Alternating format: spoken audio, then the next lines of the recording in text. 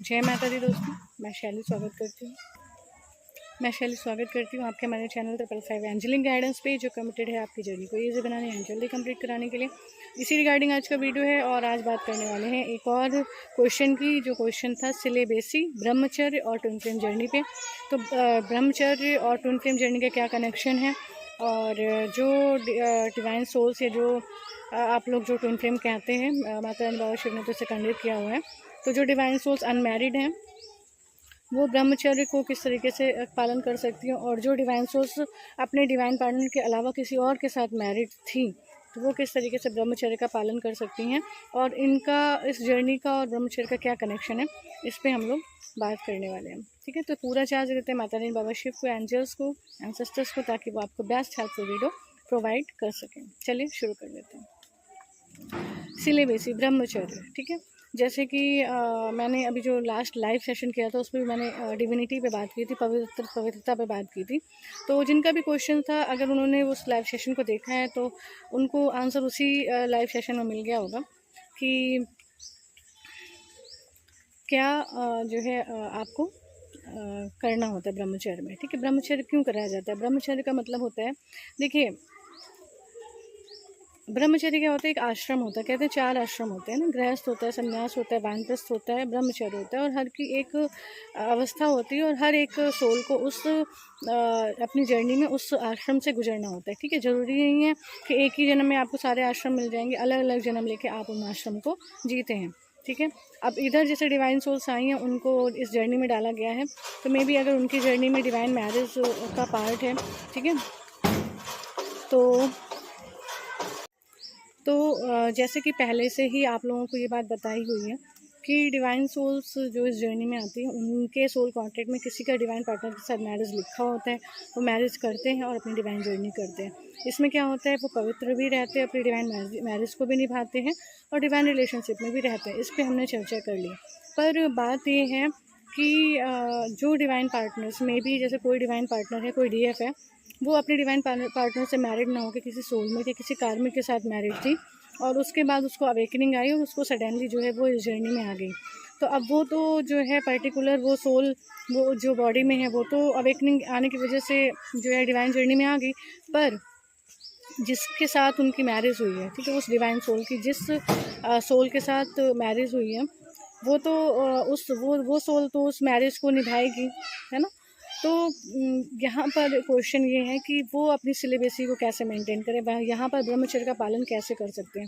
क्योंकि अगर वो ऐसा करती हैं या अगर कोई मेल बॉडी में करते हैं तो उनके अदर पार्टनर को प्रॉब्लम होगी इससे। ठीक है, क्योंकि वो तो डिवाइन जर्नी में नहीं है, उनको अवेकनिंग नहीं आई है, आपको आई है। ठीक है, तो आपको आई है तो आप उनको अंडरस्टैंड कराओगे, वो नहीं समझेंगे, क्योंकि वो इतनी इवॉल्व सोल नहीं है, वो इतनी अवेकन सोल नहीं है, उनको इन सब बारे में कुछ नहीं पता। उनको अपनी मैरिड लाइफ पता है, उनको अपना मैरिड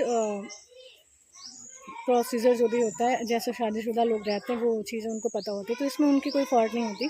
आप क्या कर सकते हैं, देखिए बेसिकली आप क्या कर सकते हैं कि सरेंडर कर दिया, आपको अवेकनिंग आ गई। अगर आपका कर्मा उस सोल के साथ, वो भले ही आपके सोलमेट थे या कार्मिक थे, अगर उसके साथ आपका कर्मा जो है क्लियर हो गया होता तो वो आपकी लाइफ से आउट हो जाता। ठीक है, वो आपकी लाइफ से बाहर हो जाता, फिर आप उस मैरिज में नहीं रहते। पर अगर इन द सेंस आप अभी उसके साथ मैरिज में हैं, उन सोल के साथ, उस बॉडी के साथ मैरिज में हैं, दैट मीन्स अभी आपका कर्मा क्लियर नहीं हुआ था। आपको इस जर्नी को दिया गया है ताकि आप अपने कर्मा को जल्दी जल्दी रिलीज़ कर पाएँ। तो ये जर्नी कर्मा को जल्दी जल्दी रिलीज़ करने की होती है।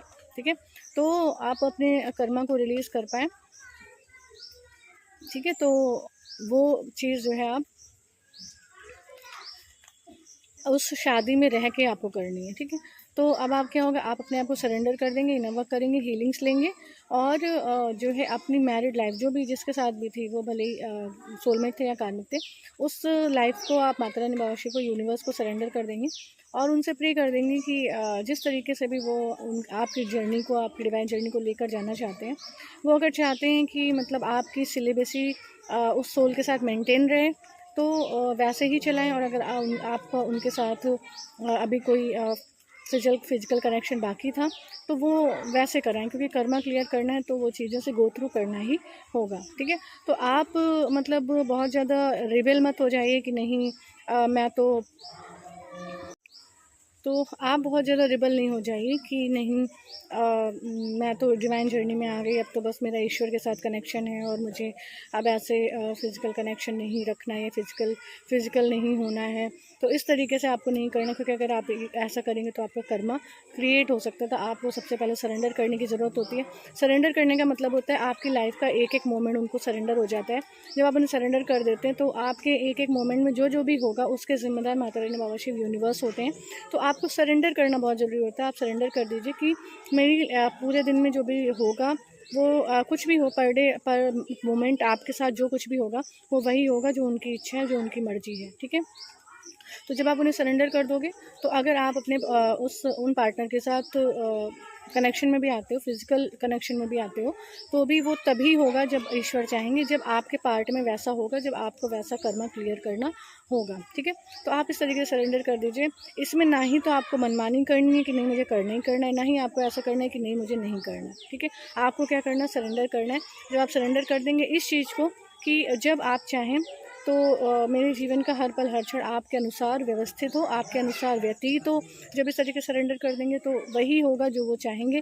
और अगर कभी ऐसा होता है कि आप, क्योंकि आपको पता चल जाता है आपका डिवाइन पार्टनर कोई और है, ठीक है, और आप डिवाइन पार्टनर के अलावा किसी के बारे में सोच नहीं सकते, आपको अच्छा नहीं लगता कि अब आप एक स्पिरिचुअल जर्नी में हैं, आप अपने स्पिरिचुअल पार्टनर के साथ हैं, है ना, लेकिन उनके साथ मैरिज नहीं हुई थी, लेकिन फिर भी आपको अच्छा नहीं लगता कि आप अदर पर्सन के साथ ऐसा कुछ भी फील करें, तो आप इस चीज़ को भी सरेंडर कर दीजिए, इस फीलिंग को भी सरेंडर कर दीजिए। क्योंकि जो है आप, जो आपके डिवाइन पार्टनर होते हैं वो स्पिरिचुअल पार्टनर होते हैं, सोल पार्टनर होते हैं, ठीक है। और वो भी तभी हासिल होते हैं जब ये सब पुराना कर्मा जो है पूरा क्लियर हो चुका हो, चाहे वो आपके डिवाइन पार्टनर का हो, चाहे आपका हो। आप दोनों के कर्मा जब पूरी तरह से अलग अलग पार्ट, जो भी जिनके साथ भी आप पास्ट टाइम्स में, पास्ट लाइफ्स में आए, उनके साथ जब पूरा कर्मा क्लियर हो जाएगा तभी आपके डिवाइन पार्टनर के साथ यूनियन होता है, मैरिज होती है, अगर आपके सोल कॉन्टैक्ट में है तो, ठीक है। तो आपको इसके लिए ये नहीं सोचना है कि नहीं जो है मैं मतलब आपको कंट्रोल इशू अपने हाथ में नहीं रखना है, कंट्रोल अपने हाथ में नहीं रखना है, ठीक है। तो आपको कंट्रोल इशू अपने हाथ में नहीं रखना है, ठीक है। आपका कंट्रोल इशू ईश्वर के हाथ में हो जाना चाहिए। भले ही आपकी शादी किसी और से हुई थी और आपके डिवाइन पार्टनर कोई और है। तो ब्रह्मचर्य का मतलब होता है ईश्वर के साथ कनेक्ट रहना, और जब हम ईश्वर के साथ कनेक्ट रहते हैं, ईश्वर के साथ कनेक्ट रखते हुए हम जब हर कर्म को करते हैं तो वो हर कर्म जो है विकर्म बनने से परे रहता है। वो ईश्वर के साथ योग युक्त होने की वजह से वो भी पवित्र ही होता है। और हर एक सोल का अपना एक पार्ट होता है, ड्रामा में पार्ट होता है, उस सोल को उस पार्ट से गुजरना ही पड़ता है। तो हालांकि ये पवित्र होने की जर्नी है, ठीक है। और जैसे जैसे आप स्पिरिचुअल ग्रोथ करते जाएंगे और सोल कॉन्शियस होते जाएंगे, आपको बॉडी कॉन्शियस भूलती जाएगी। तो अगर आप फिजिकल कनेक्शन किसी और पार्टनर के साथ, आप मैरिड, जिनके साथ भी मैरिड है उनके साथ इन्वॉल्व भी होंगे, तब भी आपको बुरा लगना बंद हो जाएगा, क्योंकि आप बॉडी कॉन्शियस को छोड़ चुके होंगे, आप सोल कॉन्शियस में आ चुके होंगे, आप ये सत्य जान चुके होंगे कि आप एक सोल हैं और जो आपकी है वो आपकी सोल है। ये बॉडी यहीं पे रह जाएगी, ये बॉडी सिर्फ कर्मा को क्लियर करने के लिए दिया गया एक ड्रेस है जिसको आपको पहनना है और उतार देना है, ठीक है। तो जब आप सोल कॉन्शियस आ जाएंगे तो आपको फील होना भी फिनिश हो जाएगा, मतलब इस तरीके का फील होना भी फिनिश हो जाएगा। और जैसे ही आपके कर्मा उस सोल के साथ क्लियर होंगे, वो सोल रिलीज़ हो जाएगी। अगर आपकी डिवाइन पार्टनर के साथ मैरिज लिखी है, यूनियन लिखा है, या जो कुछ भी लिखा है वो उसमें आप चले जाओगे, ठीक है। लेकिन उसके लिए उन सभी कर्मास को क्लियर करना ज़रूरी होता है। इसी तरीके से डिवाइन मैस्कुलिन को भी अपने सारे कर्मास को क्लियर करना होता है। डिवाइन मैस्कुलिन अगर किसी पार्टनर के साथ डील कर रहे थे, या उनकी कोई एक्स पार्टनर थी, या कोई क्रश था, या कोई मतलब जिसमें उनको इंटरेस्ट था, तो ऐसे जितने भी लोग डिवाइन मैस्कुलिन को दिखाई पड़ते हैं, डिवाइन मैस्कुलिन को भी उनके साथ अपना कर्मा क्लियर कर लेना होता है, तभी वो अपने डिवाइन पार्टनर के साथ यूनियन में आ सकते हैं। तो ये चीज़ दोनों लोग पे ही लागू होती है, मतलब DF पे भी और DM पे भी, ठीक है। तो इस तरीके से इस चीज़ को फॉलो करना होता है ना। और आपको जब आप सरेंडर कर देंगे तो फिर वो आपकी जिम्मेदारी नहीं रहेगी, आपकी हेडेक नहीं रहेगी कि आप सोचें कि इसमें तो ब्रह्मचर्य का पालन करना होता है और मैं किसी और पार्टनर के साथ सो एंड सो, ठीक है। तो ये आपको सोचने की ज़रूरत नहीं होती। हालांकि ये पवित्र बनने की जर्नी होती है। और अगर आप ये संकल्प कर लेते हैं और उस संकल्प पे टिकते हैं और उस संकल्प को सौंप देते हैं ईश्वर को, माता रानी, बाबा शिव को, सरेंडर होके कि मैं अपने डिवाइन पार्टनर के अलावा किसी और के साथ ऐसे इन्वॉल्व नहीं होना चाहती। तो ईश्वर भी उस संकल्प की रक्षा करते हैं, और आपके मतलब जिनके साथ भी आपकी मैरिज हो गई थी वो भी चेंज होना शुरू हो जाते हैं, उनको भी इन सब चीज़ों में इंटरेस्ट ख़त्म होना शुरू हो जाता है।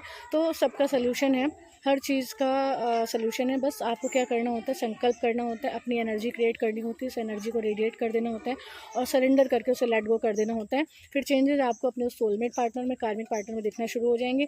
उनका खुद ही इंटरेस्ट खत्म हो जाएगा, वो खुद ही इस पर हो सकता है स्पिरिचुअल होना शुरू हो जाए, रिलीजियस होना शुरू हो जाए, इन सब चीज़ों से दूर रहना शुरू कर दें। तो यहाँ पर आपको कुछ करने की आवश्यकता होने से परे रहेगी, ऑटोमेटिकली माता रानी बाबा शिव सारी चीज़ें वैसे ही क्रिएट करना शुरू कर देंगे।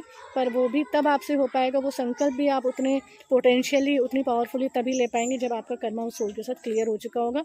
अगर उस कर्मा क्लियर नहीं है तो वो सोल इन सब चीज़ों के लिए इंसिस्ट करेगी ही करेगी, क्योंकि उस सोल को भी अपने आपके साथ अपना कर्मा क्लियर करना था। ठीक है, तो बेसिकली ये सारी चीज़ें होती हैं।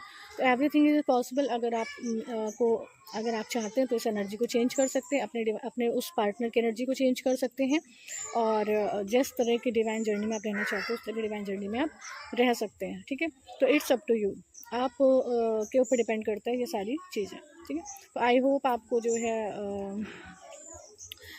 ये क्लैरिटी समझ आई होगी कि सबका सल्यूशन है, और अगर आपकी मैरिज किसी के साथ हो भी गई थी तब भी आपके पास सल्यूशन है। ठीक है, आप उसकी एनर्जी को चेंज कर सकते हैं, सोल की एनर्जी को चेंज कर सकते हैं। कर्मा कैसे क्लियर करने, फास्टली कर्मा कैसे क्लियर होंगे, इसके लिए सारे वीडियोस को देखना पड़ेगा, सारे वीडियोस को फॉलो करना पड़ेगा। ठीक है, कर्मा क्लियर करने के बहुत सारे तरीके बताए हुए हैं, तो उनको फॉलो करिए। और अगर फिर भी अगर आप लोग को जानना चाहते हैं कर्मा क्लियर करने के लिए आपको क्या क्या करना चाहिए, तो कमेंट कर दीजिएगा, मैं एक और वीडियो अपलोड कर दूँगी। ठीक है, तो आज के लिए इतनी हेल्प थी। आई होप आपको क्लैरिटी मिली होगी, गाइडेंस मिली होगी। माता रानी बाबा शिव ने आपको इतनी हेल्पफुल वीडियो दी, गाइडेंस दी, इसके लिए वीडियो को जरूर लाइक करें। हमारे सोल फैमिली 555 एंजलिक गाइडेंस को ज्वाइन करके नोटिफिकेशन बेल पर क्लिक करें। मिलते हैं अपने नेक्स्ट वीडियो में कुछ ऐसी tips, tricks, help and guidance के साथ जो आपकी जर्नी को ईजी बनाए एंड जल्दी कंप्लीट करें। Till then take very very good care of yourself दोस्तों। Love yourself, love your divine and do your journey honestly. जय माता दी।